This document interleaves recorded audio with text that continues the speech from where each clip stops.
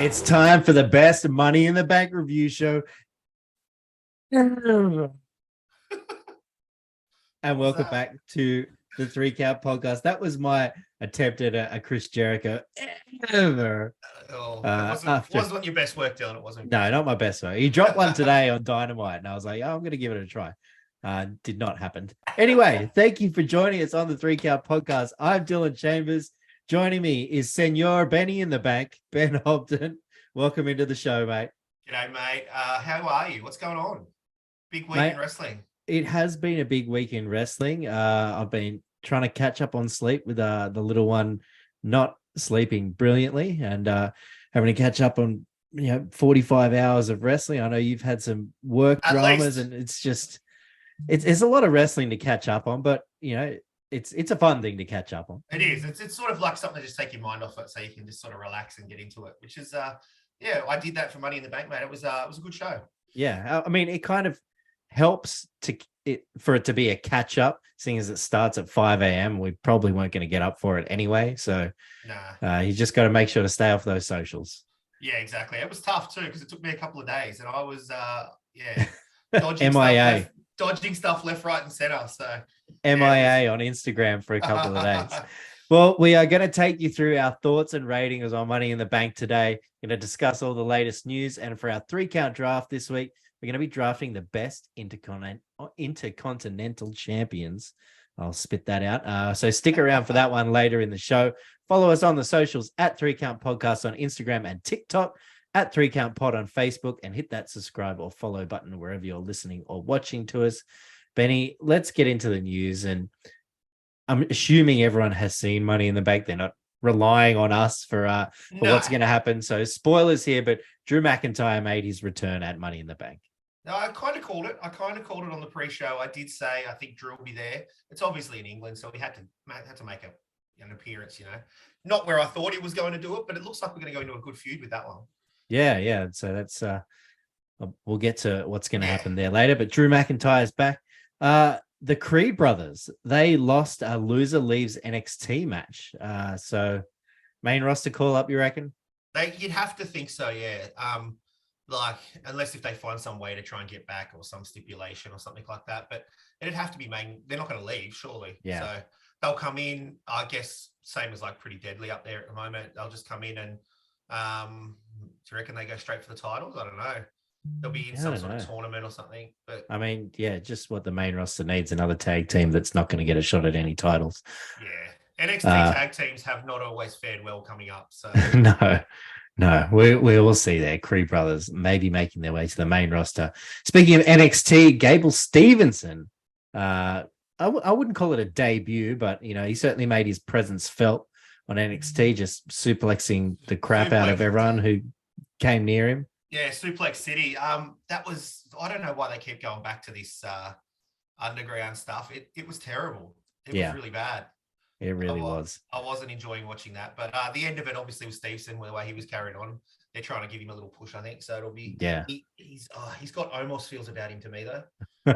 Just see him trying to, get excited and sell on the outside and stuff. It was tough. Yeah. He probably still has a little bit of work to go.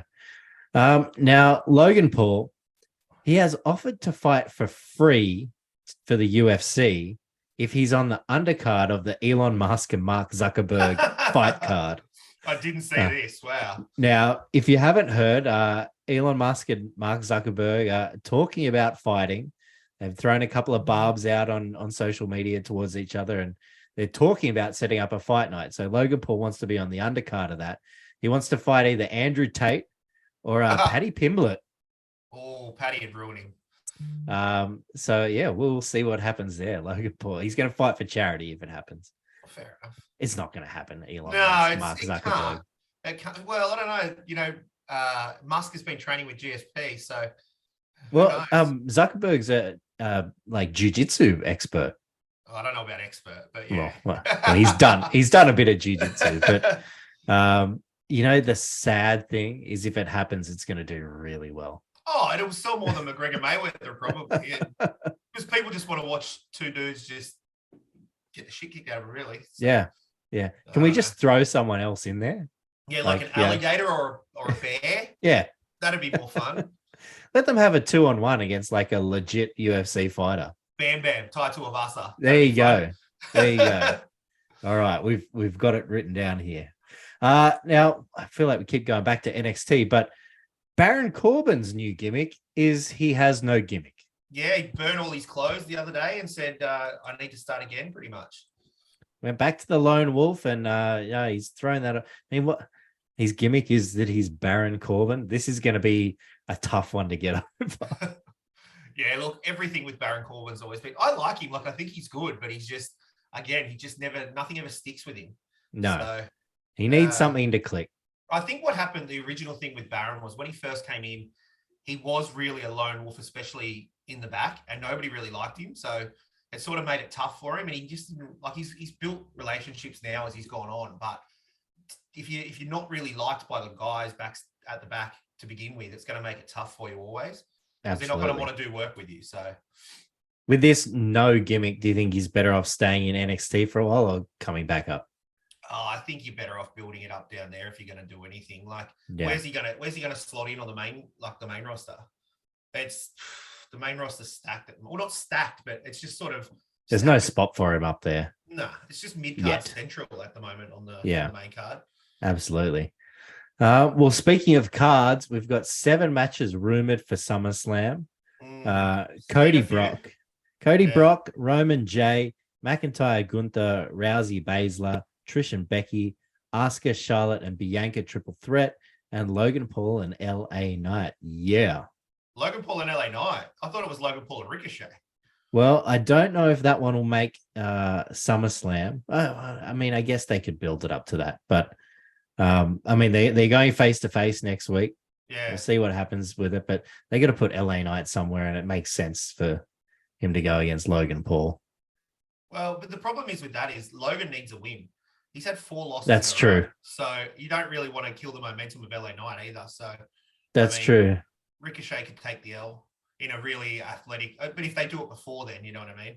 But I don't think Logan will be on Raw this week and then do a match the following week and then he'll want a SummerSlam. That means he'll be doing like 6 or 7 weeks in a row, which is not something that Logan does at WWE really. Yeah. Well, I mean, I'm thinking so he's got the face-to-face Ricochet, but he's still got a long time to SummerSlam. Still 5 weeks. So yeah, you're right. Maybe they just tease it out. We'll see. Moving on from WWE, Eddie Kingston is the New Japan strong openweight champion. He beat Kenta. Now, last night when I sent you this text, how excited were you? You got excited, didn't you? And you were like, who is it? I got excited because I had no idea who it was. And then I said, it's your best mate, Eddie Kingston. Eddie Kingston, the guy who gives us all hope that we could be New Japan strong openweight champion. Hey, look, anybody could now. But, you know, half his luck, but yeah, I'm not a fan of Eddie's. And if you see the pictures afterwards, he's almost crying. He's hugging people. He's like, but you know what? For this. Some people love him. Yeah. Absolutely love him. I can't get around it, but each to their own, I guess. But no, not for me. Yeah. All right. And speaking of AEW, 18-year-old Nick Wayne, son of legendary trainer Buddy Wayne, he's going to be making his debut on Dynamite next week against Swerve, who actually defeated for the Defy World Championship back in April. But 18-year-old Nick Wayne, who got given a AEW contract when he was 16, I think. Yeah, I was going to say, is that the kid who got it at 16 or whatever? So and now he's come of age and ready to go up. Swerve always puts on a good show though, so I mean, yeah, he'll sell pretty well for him and stuff like that. So it'll be cool to see. All right, let's get into the Money in the Bank card. We kick things off with a men's Money in the Bank ladder match. The match started with everyone beating down on Logan Paul, which the crowd just ate up. Loved it. There were some great spots. Ricochet launched himself through a ladder and out to the ring. Paul hit a huge frog splash on Priest onto a ladder. And with the crowd chanting, "You still suck," after that awesome move. It was good stuff from the English crowd there. Then there was a big botched Spanish fly by Ricochet on Logan Paul through 2 tables on the outside, which, look, if they had pulled off, it would have been absolutely incredible. It was incredible enough that they got to where they did after they were all tangled in the ropes. Well, they tried to jump off the ladder, land on the ropes, and then do the Spanish fly from there. Like, I think they were trying to bite off too much, more than they could chew, you know what I mean? But absolutely. Hard enough. What they did. hard enough for one person to land on the ropes, two at the same time. Yeah. That's getting tough. So that did not happen, and it looked kind of ugly. But they were both okay, thank goodness. The crowd were just so hot for LA Knight. They, teased him climbing the ladder each time the crowd went off. It was great, but in the end, it was Priest who knocked LA Knight off the ladder to pull down the case. What did you think, Benny? Well, mate, first of all, you've mentioned it a couple of times there about the crowd, but how hot were they? Like, just this is over the whole show, but especially in that match as well for Logan. But just quickly to segue, I feel like they took away from the show a little bit, that crowd. I think they hijacked it, the whole show, a bit too much. I will get into that a little bit later. Okay, good. I feel like that's a good thing. Okay.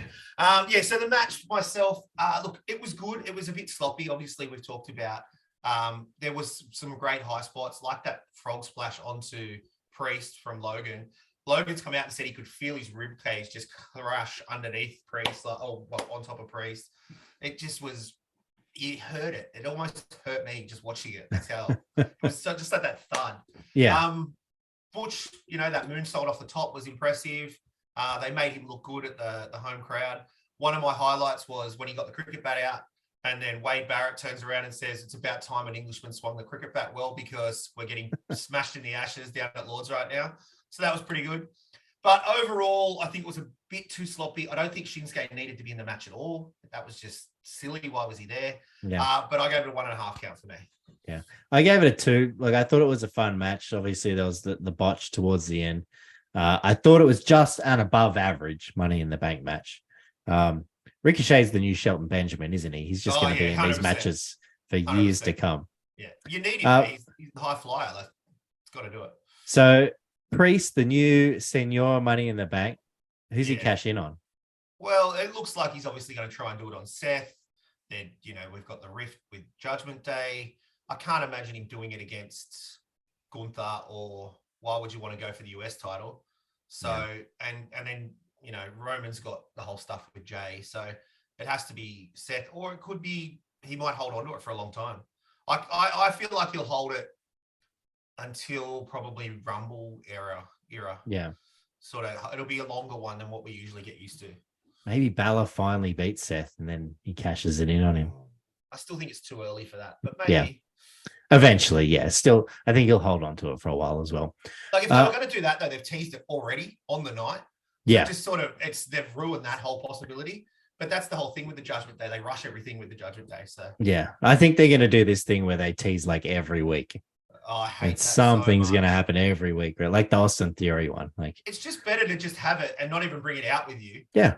Never threaten to cash it in. No, just every now and then, just sitting backstage with it or something like that. And then out of nowhere, everyone forgets about it. And then when you cash it in, it's like, oh, that's right. He's the Money in the Bank. Let's go. Oh, yeah, that's awesome. Just use it to win matches by hitting, your opponents with it. Fair enough. He is a heel, so it works. Yeah. All right, moving on. The Women's Tag Team Championship. Ronda Rousey, Shayna Baszler against Raquel Rodriguez and Liv Morgan. Rousey and Baszler, they focused on attacking Liv Morgan's injured arm until out of nowhere, Baszler attacks Rousey, lets her get a Tejada bomb and an Oblivion and get pinned by Morgan. I gave this one a 1.5. Oh. I gave it a 1 count for the match, a half count for the turn. Look, I know the turn made no sense within the context of the match. No. But it was still cool to see. And it was unexpected, that's for sure. Oh, definitely. Yeah. I'll give it that. But yeah, I've literally written it was a match. Nothing really stood out for me. I can't get behind Raquel at all. She's in that Omos category for me. Like, she's a brilliant not worker, but she's a powerhouse. But I just can't get behind her at all. Yeah. And then, what's the use? What is it a Baszler face turn, I guess, by turning on Rousey? Well, I don't know if you've seen her promo on Raw. It was so good. She just tore shreds off Rousey. Yeah, just saying, I'm the reason, everything else. No one wants to hear you on the microphone. Like, you're terrible at it. Yeah, you're the reason. Yeah, I'm the reason you're here. And it was a really good promo with being like kind of asshole-ish, which Baszler's supposed to be, but also, the crowd hates Rousey. So So it was well done. It's, you know what, this match, and then and Seth Rollins reminds me of this as well, is so we've got the face and the heel, right? These days there's that one in the middle. Like, they're meant to be bad, but everybody likes them, or they're meant to be good and everyone hates them. They're not a heel or a face. Yeah. So I feel like that's where Baszler sort of will sit into now. Rousey gets turned on and still becomes more of a heel. With getting beat down is always a weird one, but yeah, I gave it a 1 count, mate. It was just nothing really for me. But I like Liv. Liv's pretty cool, but other than that, yeah. Did you like the ginger spice getup she had going on? Is that what it was? I guess so. Ode to the Spice Girls. Right, that makes sense now. So we've got Rousey and Baszler probably happening at SummerSlam. I think Rousey has a hard out after SummerSlam, so I'm assuming she'll put Baszler over. We'll talk about the odds in a couple of weeks, but I'm assuming that's what will happen. I don't think that match puts many bums on seats, to be honest. People just want to. We got to find a way in the next couple of weeks to make Rousey even more hated. Yeah. She can't play this. Oh, why did you do this to me? Card. We've got to find ways to just like get some monster heat somehow. Well, fingers crossed. Otherwise, it's just going to be one of those popcorn matches. Yeah. And then speaking of popcorn matches, Morgan and Rodriguez's new opponents are Green and DeVille. Yeah. Again.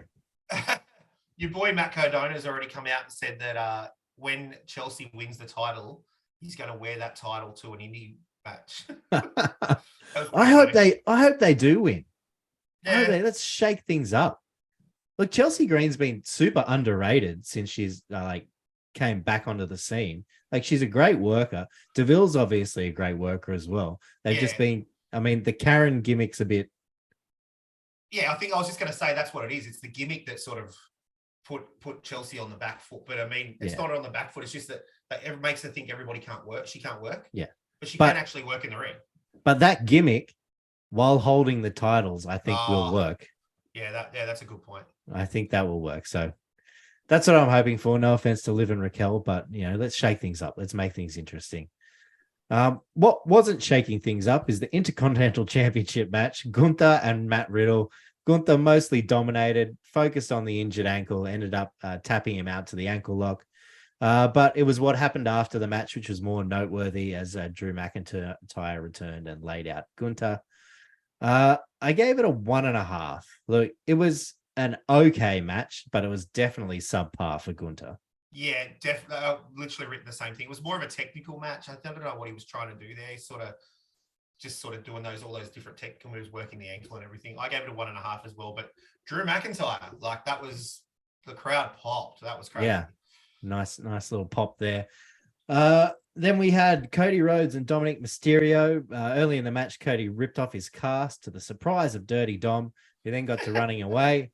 But Rhodes, he overcame many attempts at Rhea to try and interfere and ended up making light work of Mysterio in the end. What did you think, Benny? Look, I don't really think that it needed to be on the card. It was more of a Raw match than anything. Dom went better than I expect. We know Dom can sort of go. I think Rhodes made him look a lot better. I think it was a nothing match again for me, really. I gave it a 1 count. And that was, not really much more to say about it, really. I agree. Would have been a good match for the mid card of a Raw, not for a pay-per-view.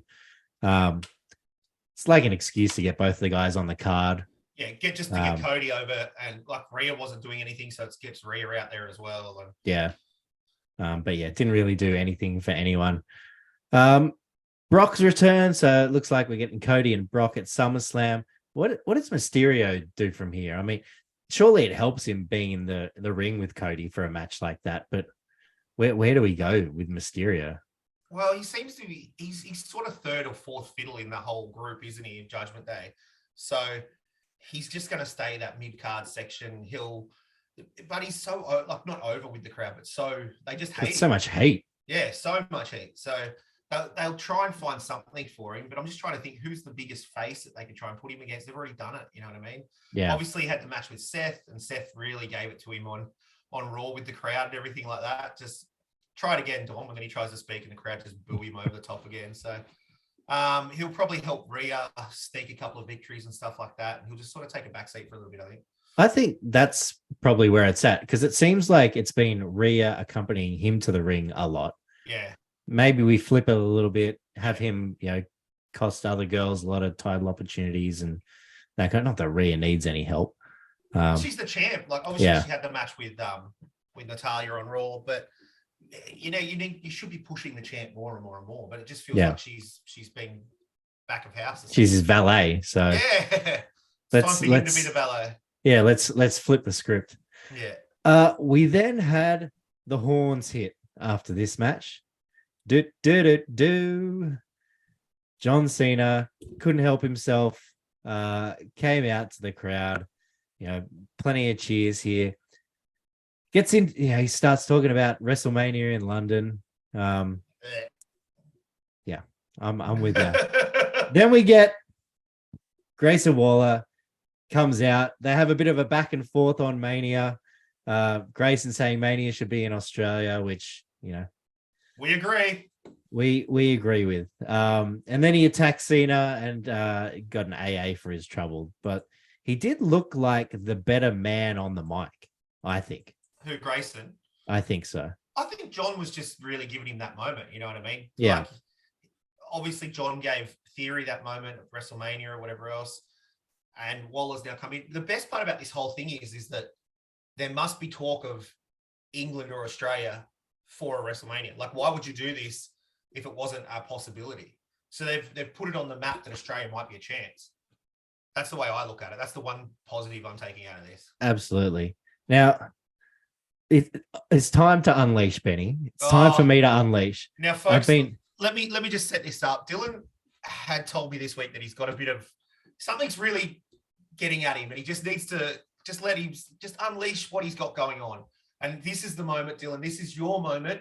And I feel like this might go viral on TikTok once you post it, but better than my one. So have at it, Dylan. What's your thoughts? Benny, you know what really grinds my gears? The English. Wow. The freaking English, all right? Like you mentioned, they were hijacking this show. They've been gifted this amazing pay-per-view. They're hijacking it. Look, sing your songs, do your little Premier League stuff. That's great. Don't hijack the show and ruin it for everyone else, all right? Now, I thought I'll look back and I'll see what England has been given. It's this big thing at the moment, all right? It started off with, we had Wade Barrett commentating the pay-per-view.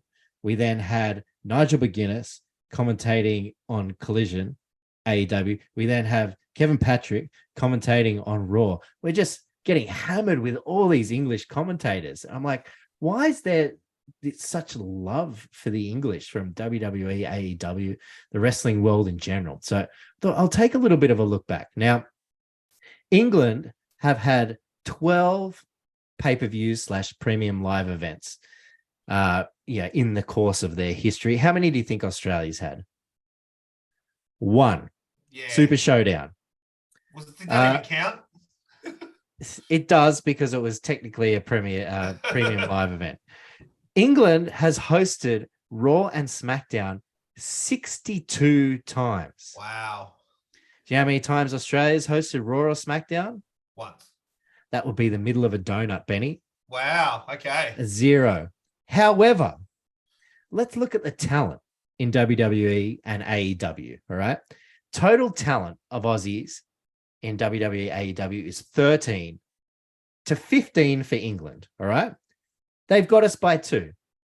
But Australia has 4 champions. Ooh. And England has 0. Boom. Now, on the main roster for WWE, we have 6 Aussies. The women's champion, Rhea Ripley, Bronson Reed, Emma, Grayson Waller, Indy Hartwell, Zion Quinn. England's got 4, and they're both parts of tag teams. We've got Elton Prince and Kit Wilson and Ridge Holland and Butch. That's it. But no, continue to show love, WWE. NXT, we've got the NXT Heritage Cup champion, Nathan Fraser. We've also got Duke Hudson of Chase University. Now, granted, NXT has a plethora of English talent: Tyler Bate, Charlie Dempsey, Blair Davenport, Jagger Reed, Rip Fowler, Stevie Turner. So they've got quite a few in NXT. But then let's also look at AEW, right? They're running this big all-in show. We've got the women's champ, Tony Storm. We've got one of the trios champs, Buddy Murphy. Yeah. We've also got Aussie Open, Kyle Fletcher and Mark Davis. They are part of the AEW roster. And we have Harley Cameron, who's killing it at the moment. Showed some awesome rap skills the other day. AEW has Saraya, Jamie Hayter. Okay. Pack. 3 big name players. Anthony Ogogo, Kip Sabian. Do you even really count them? So it's 5 each for AEW, but we've got 2 champions. So what are you doing? What are you doing, WWE? What are you doing, AEW? Look, I get it. All right. England's population is almost double a little bit more than double ours. But look at the talent. Yeah. Look at the talent. And our crowds go sick. As Grayson Waller said, where do you want to have a pay-per-view? You want to have it where the weather's beautiful, not with a whole bunch of whinging Poms who can't win an Ashes test to save themselves. So what there you saying, have it. What you're saying, Dylan, is they just need to stay in their crease and shut their mouth, huh? So freaking lootly. And I'm also pleading with WWE and AEW, show us some love. I've just given you the stats. Australia is the shit. Now bring yourselves over here, put on some big shows. Let's do it. I'm talking to you, Triple H. I'm talking to you, TK. Let's do it. The fans are out here. Bring it on. Love it, Dill. Good work, mate. Whew. All right. Yeah, take some Valium and you'll be right, mate. Have a bit of a rest. So Grayson Waller, I'm with you. I'm with you. All right. Let's move on. The women's Money in the Bank ladder match. Look, we got some fun Io and Bailey spots where Bailey stopped Io from winning and vice versa. Poor Trish, it kind of showed that she'd never been in a ladder match before. She took some nasty bumps, nasty shot to the face. Spot of the match was a code red from Zelina Vega on Zoe Stark off the ladder onto another ladder. I don't know how Zoe Stark was not in the hospital after that. But yeah, that was crazy. Incredible. But in the end, Io Sky, she used some handcuffs that were employed earlier on Becky Lynch by Trish to handcuff Becky and Bailey together through the ladder so they couldn't get free. And she climbed up for the win. Yeah, that handcuff spot was so simple, but so good. Like, just brilliant spot, I reckon. They were doing it, I was worried that they wouldn't be able to get the cuffs in. Yeah. I was worried for them. I was like, what did you give this match, Dill? I gave it a 2 count. I thought it was just as enjoyable as the men's match. Yeah, I gave it a 2 count as well. I gave the men's a 1.5. So I actually enjoyed this more than the men's match. It was fun. As you said, it had some good spots, but it just felt more. You don't really say this about the women's matches, but there wasn't as many botches. No. You know what I mean? I think the men went for too much. The women just sort of got the job done. Zoe Stark looked strong. Trish's poor nose, though. Oh, my God. She just copped it. Poor Trish. It was a fun match, but yeah, as I said, I think that handcuff spot was just brilliant. One little funny highlight was when Bailey was coming to the ring and the ring announcer said, representing the Judgment Day, Bailey. So since then, Bailey's put out a tweet going, congratulations to my teammates. And it's a picture of Io Sky and Damian Priest, both with the Money in the Bank. Thought that was pretty clever. But yeah, I gave it a 2 count. I don't know if you saw the press conference afterwards, but Io and Bailey both came out to do the press conference. And the talk was that we won Money in the Bank. Brilliant. We've won Money in the Bank.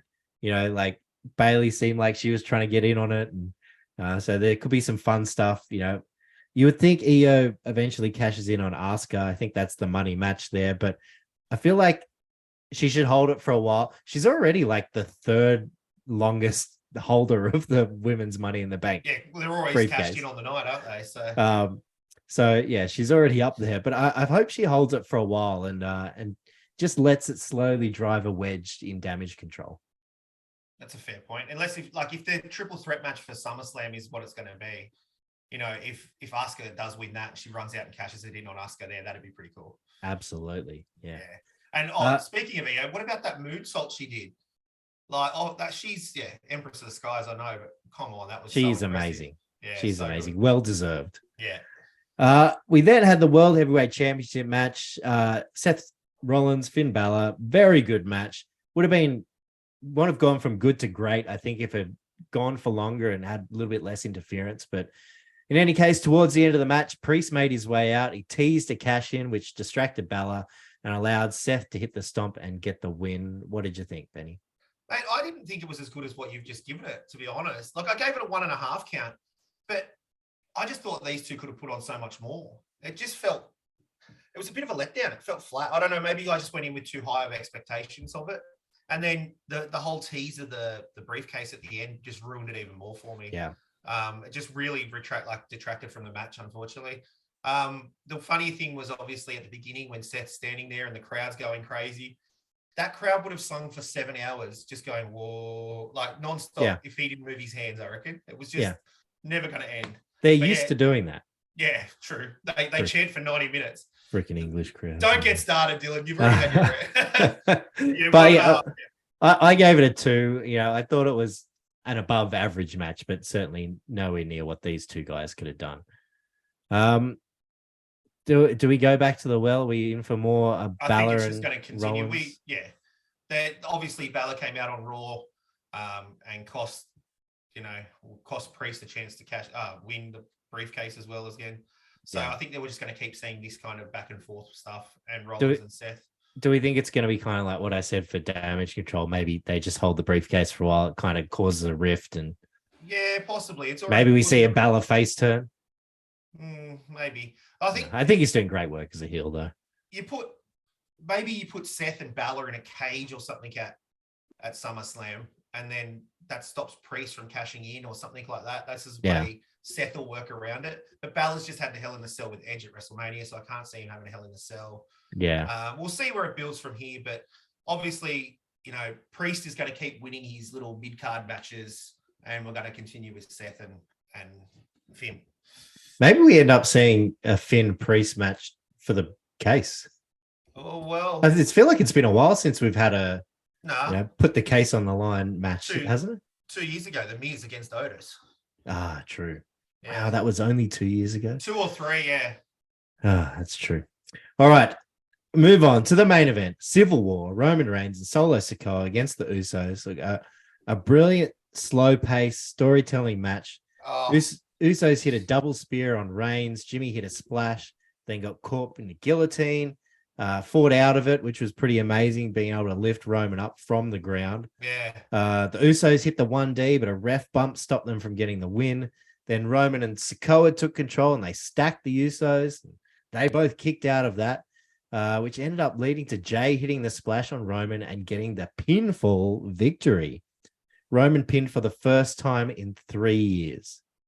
Did somebody call it or did somebody call it? Somebody call it. Now, Benny, I know on these reviews you don't usually get questions thrown at you, but here we go. I do have a little one for you. We all know that the last person before Jey to pin Roman Reigns was Baron Corbin. Yeah. There was before that. There were 3 other people in the ring when that happened. Can you tell me who they are? No, I wouldn't have a clue. One was Dolph Ziggler. One was Dolph Ziggler. The other 2 were FTR. Yeah, there you go. There you go. So, long time ago. I don't remember yesterday, let alone 3.5 years ago, mate. What did you think, Benny? I really enjoyed it, mate. Like you said just a second ago, it was that slow, methodical build, just working. The way Roman worked the crowd, worked the cameras, he's so good at that. Like, absolutely. Hands down. Something I really realized in this match, it was like, every one of Roman's matches are incredible, almost half because of his facials. Yeah. Nothing to do with it. Or not half of the ring and then half of what he does on the outside. Even after the matches, like the facials are everything for Roman. He's just an absolute genius at it. Yeah. It was, they were giving him the tribal, can I say it? Tribal wanker call. That was pretty funny. Yeah. From the crowd, they were giving it to him. That ref bump looked pretty bad. Yeah.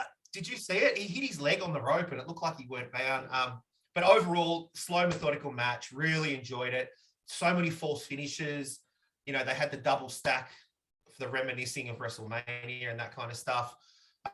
And I gave it a 2.5 count personally. The video package before the match as well. Oh, that was brilliant. It was like a Academy Award winning movie almost. It was so good. So good. I gave it a 2.5 as well. 2 for the match, half for Jey pinning Roman. And are we going to get Jey and Rome at SummerSlam? S Slam main event, Slam. maybe. I could not fit the rest in there, so S Slam it is. Or do we get Sikoa and Jimmy as well? I think they'll be in their corners. Yeah. But yeah, we've got the Tribal Court this week on SmackDown, so it'll be very interesting to see what happens there. But yeah, just as we say every time with these bloodline matches, just incredible stuff. Yeah, completely agree. But yeah, overall, good show, just above par. But if you go off my ratings, it sounds like it wasn't that good. But watching it as a whole, it was actually a fun show to watch, if that makes sense. It felt more fun than the individual matches. Absolutely. So I feel like that's a good thing when you come away from a WWE pay-per-view going, I had fun watching that. But then when you watch the individual matches, they weren't as great as what you thought. Yeah. So. What would have made the pay-per-view better? What's that? Being in Australia. Stay in your crease, England. Stay in your crease. All right, let's move on. We have the 3-count draft. It's time. The best Intercontinental Champions. We had 89 to choose from. There's been 89 different Intercontinental Champions. And we're going to do them all. No, I'm just kidding. Yeah, we could draft all 89. Our top 5 each. I get to draft first for this one. I don't know if there's a clear-cut number one here. Can I ask you, with your list, did you go with who you liked more or who was better or that kind of thing? I kind of went with who, like, when I think of the Intercontinental Champion, I'm going to keep stuffing that up. Who jumps to mind and who elevated the title. Yeah. Okay, that's cool. So there's been a couple of guys who I think really elevated the title, so it became almost on par with the championship. And I'm going to start with one of the guys who did that. And that's the Macho Man, Randy Savage. Yeah, he was. I think he was the clear number one pick. Yeah, he has the third longest streak. Beat Tito Santana and ended up losing the title to Ricky Steamboat at WrestleMania 3. But he was the guy who really elevated that title to be next level, because he was a main event star. Yeah, I agree. Great pick. I feel like the second pick here, this is a tough one, because now that you've taken Macho Man, I feel like I know who you're going to take with your second pick. And if I take them, then I'm going to miss my next second pick. So I'm going to go. I don't think you know who I'm going to take. Ooh. Or maybe you do. HBK, I know he's going to get picked in there somewhere. I might just take him now just to annoy you. No, I'm just kidding. Look, I've got quite a few notes here on this stuff, but like you said, I'm the person who not only elevated it, but embodied the Intercontinental Championship for me. And I'm going to go with Chris Jericho. You got me. You got me. Yes. Oh, Jericho was going to be my next pick. I thought, it's a lock, but he'll go with someone else. I think he's 9-time champion. And he's had the most reigns out of anyone, nine times. Yeah, he's just. And he was definitely the person who, when I thought Intercontinental title, that was who first came to mind. Yeah, same. Yeah. Great pick there. Now, as much as the peeps will probably hate this, I'm going to take The Miz. He was up there for me as well. The Miz has the second most combined days and the second most reigns. And he was another guy, like the Intercontinental title had gone way downhill. Yeah. He picked it up and he elevated it back to near main event level again. Great pick. And it's kind of hard to think of the Miz, like nowadays, of the Miz doing something like that. But he really did. He really elevated that title for a long amount of time. I think of the Miz more as a Intercontinental champ than what I ever think about him winning the World Heavyweight title. You know what I mean? Absolutely. Like, yeah, 100%. And I completely agree. Great pick. Miz is a brilliant pick. Damn you. All right. I'm gonna take the bad guy, Reza Ramon. Just those mid-90s. Reza just really was just the face of the Intercontinental title, I think. And I just love Scott Hall and the bad guy, Reza Ramon. Great pick there. He did embody that title. He was 4-time champion, over 400 combined days. He embodied that Intercontinental Championship for quite some time. And obviously that ladder match with Shawn Michaels goes down to history. Just him standing there at the top of it with the 2 titles out in his hand and stuff. Like, great match. Great stuff. Match. All right. Where do I go from here? I think I know where I'm going. It's the Honky Tonk Man. Yeah. Look, if there was anyone that, embodied the IC title, it's the man who had the longest streak of having the title. Was ended by Ultimate Warrior at SummerSlam 1988, but he was just, it's kind of hard to think of if you didn't watch him, but he was such a great heel, and he snuck his, did that classic sneaking his way out of, winning so many matches. And he was another one. He elevated that title as well. Yeah. Yeah, well, when he won the title, it was like an upset against Ricky the Dragon Steamboat after he won it off Macho Man. So, and then he just held on to it for forever. Forever. Forever. So, yeah, Honky Tonk Man is a brilliant pick. All right. Sort of gets a bit murky now, I think. Although you did just mention the person I'm going to take next, the person who beat him for the title, Ultimate Warrior. Ultimate Warrior. Has to be the next pick. He just obviously, before that match with Hogan, what was that? WrestleMania 6? Yep. Was it? I think so. Yeah. It was title versus title. So, they were making the Intercontinental title look like a world heavyweight title, essentially.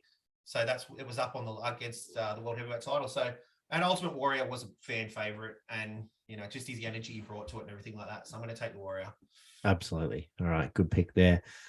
A lot of old picks coming in here. There's not many current day, the Miz obviously, but yeah, it's true. And I'm taking a not that old, I guess. I'm taking Shawn Michaels here.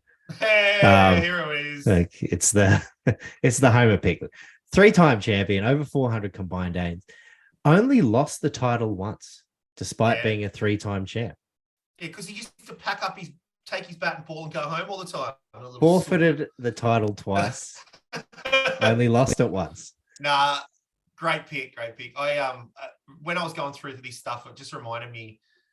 I remember Shawn Michaels as that heel in the early 90s as the Intercontinental Champion, and it was a great time. He used to wear the beret and the giant earring. Yeah. The white outfit with the black and the red. Yeah. Yeah. Nah, great pick. Great pick.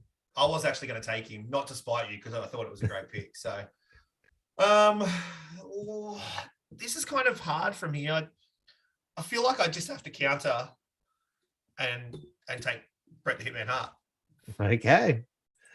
He was not on my list. Really? No. Mate, he's had the IC title twice, I think it was. And he beat Mr. Perfect for it at SummerSlam 91. So, but that was back when Bret had just come out of the tag team. He was still in a tag team and they weren't sure what to do with him. He beat Mr. Perfect in 91 and just went on a little bit of a run. And then next thing you know, he was just elevated straight into the world title race. So it really sort of progressed his career very quickly. And I think that's what the Intercontinental title does. And he was a perfect example of that. So Bret needed the title. He didn't want to help the title out. He just wanted to help get himself to the next level. At least he bloody held onto it and didn't just throw it in the back of the truck and drive back to Texas, y'all. Bret Hart. There's a rant coming here in a second if you keep that up. Bret Hart, okay. All right, there's a couple of ways I can go with this last pick. Do I go classic? Do I go someone that pops to mind? I've got kind of 2 classic picks and 2 relatively current picks. I'm gonna go with an old pick. I'm gonna go with Pedro Morales. Yeah, look, he's the second longest reign, the most combined days, and he won the IC title after he'd already won the world title. So winning the IC title, and he'd already won the tag titles. Winning that IC title made him the first Triple Crown champion. So Pedro needed the world title to get to the Intercontinental title. There you go. There you go. He did. Yeah. No, yeah, all great statistics. I don't really know that much about Pedro, really. I haven't really looked him up and that kind of stuff, so I didn't really want to pick him, but that's a great pick. Like, I just reading all his stats and stuff sounded great. Now I don't know. I feel like this is the last pick, isn't it? It is. Unless you want to go one more after this. No, we'll do our honorable mentions like we always do. Look, I've got quite a few honorable mentions, and I don't know who to take, but I'm not going to take any of my honorable mentions, and I'm just going to take Gunther right now.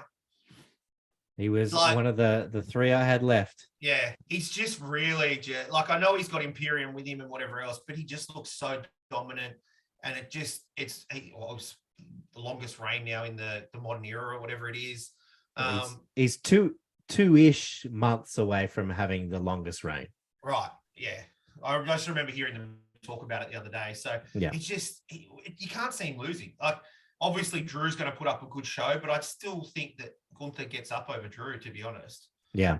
Which we'll talk about in a few weeks. But he's just so dominant, you know. And look, just set the record in the Royal Rumble.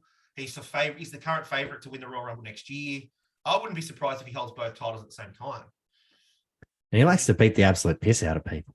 Yeah, well, that's always fun as well. All right, there you have it. Our top 5 Intercontinental Champions. I have the Macho Man, The Miz, Honky Tonk Man, Shawn Michaels, and Pedro Morales. Benny's got Chris Jericho, Razor Ramon, Ultimate Warrior, Bret Hart, and Gunther. Yeah. Honorable mentions, Benny, far away. China, the first and only woman. Yeah, that was my biggest one. Obviously, The Rock, but one of my favorites, the gold standard, Shelton Benjamin. Shelty B. When he wore the white belt, I love Shelty B, and as Intercontinental Champion. I almost took The Rock, but because his first run when he was Rocky Maivia, so and bad. It was so meh. Yeah. He didn't get picked for me, but yeah, still. But that second run elevated him right into WWF title contention. Yeah. And then obviously the first Intercontinental Champion, Pat Patterson. Pat Patterson was there as well. Yeah. Yeah. What about you? Tito Santana. Yeah. He had 2 really long Intercontinental title runs. Mr. Perfect. He won a tournament. Yeah. Won the tournament to win in 1990. Had his second reign, lost to Bret Hart at 91. Underrated, Cody Rhodes. Yeah, I had Cody. Because he brought back that classic workhorse white title design. Yeah. And wanted to elevate it. And I think he did that as well. Jeff Jarrett, he's tied for the 3rd most reigns. And then Double J, baby. Double J. And then a couple of joking honorable mentions. Poor old Zack Ryder, who held it for a day. Won at WrestleMania, right? And then lost it the next night. Poor old Shane Douglas. Oh yeah. Dean Douglas. He had a match. He's supposed to have a match with Shawn Michaels. Shawn Michaels forfeited. They gave him the title and said, Razor's your opponent. So he was the champion for 20 minutes until Razor beat him. What about wasn't Santino Marella an Intercontinental Champion at one stage? He was. There's another funny one. There's been some great champions. Edge was, Christian was, Jeff Hardy was. Jeff Hardy, yeah. Even Triple H had the title for a bit. It is that title that elevates you. If you can make a run with the Intercontinental title and get over, then you definitely get that push. Well, Triple H had that great run with the title where it was the 2-man power trip, right? It was Austin had the world title. And he had the IC title, and they felt both even. Tag titles. Yeah. No, I've always it's my favorite title essentially, like, because it's the working title, you know what I mean? Yeah. That's what it always has been. So yeah, good draft. I enjoyed that. If they could just fix that design up. But I was thinking also when I was watching Money in the Bank, we're going to remember this Intercontinental Championship design as Gunther's title. 100%. It's going to change as soon as he loses it. Yeah. I hate the look of it, but yeah. Just bring back the classic white strap. That's all we need. Absolutely. Well, that is it for the show this week. We're going to be back in 4 weeks to preview a huge SummerSlam. But Benny, look, for the peeps that have come this far to the end of the show, you might be able to see something in the background just here. Ooh. I will. I'll bring it a little closer. Whoa, ladies and gentlemen. Now we have this beautiful Fantasy Mania World Championship belt. Now, for those of you that listen, Benny and I are avid fantasy NFL football fans. We are starting a wrestling-themed NFL fantasy football league this season. Yes. This beautiful big belt will be gifted to the champion. Now, I've got some gimmicks that happen in it as well. We have a Money in the Bank week. We can win your way to the playoffs. We have a secondary title. You could become the IC, the Fantasy Mania IC champion. So, look, if you are interested in joining our league, please hit us up on the socials. It's really fun. We've got a lot of pay-per-view tentpole / events. So if you're into your wrestling and you're into your fantasy football, hit us up and we'll throw you in the Fantasy Mania 3-count league. Ooh. Can't wait for that. It's going to be so good. I can't wait. I'm looking forward to it. That title is so sexy as well. I can't wait to wear it. Can't wait to wear it. Stop touching my title. It's big and heavy. It's like me. It's like me. There you go. All right. Thank you so much for joining us on the show. Thank you, Benny. Thanks, mate. It's been a pleasure as always. Enjoy Tribal Court and enjoy watching the lead up to SummerSlam. And we'll see you all again next time on the 3 Count Podcast.